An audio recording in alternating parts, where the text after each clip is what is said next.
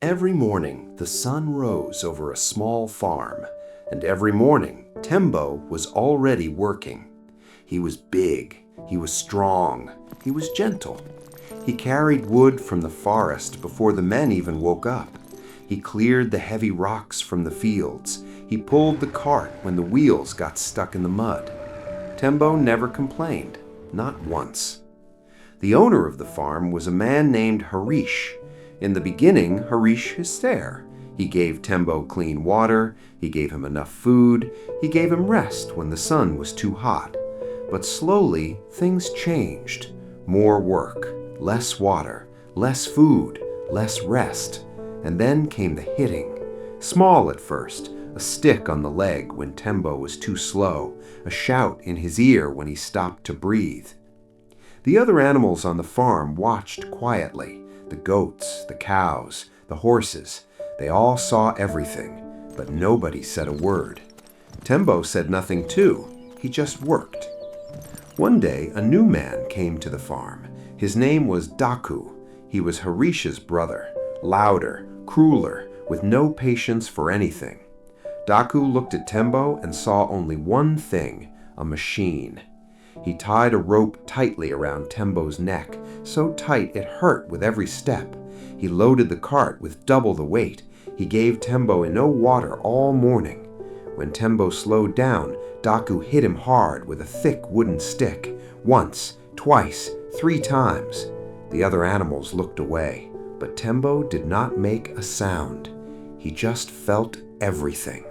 This is pain. This is real. But I will remember this. That night, Tembo stood alone in the dark. He did not sleep. He looked at the farm around him, the fence stretching wide in every direction, the goats behind it, the cows behind it, the horses behind it, all of them trapped, just like him. He looked at the storage house where Harish kept everything, his grain, his tools, his money. He looked at the big wooden fence that held everything together, and something inside Tembo became very quiet, not angry, not loud, just decided.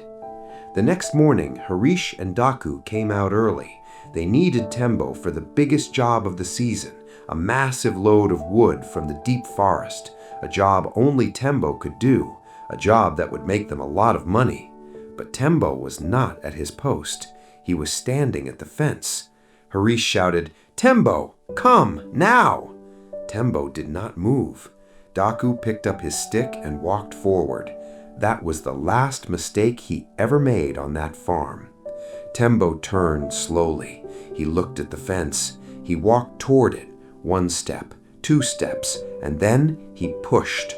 The wooden fence cracked, then broke, then fell completely to the ground in one long, thundering crash. Every goat ran, every cow ran, every horse ran, all of them pouring out through the broken fence into the open fields, free, running, gone.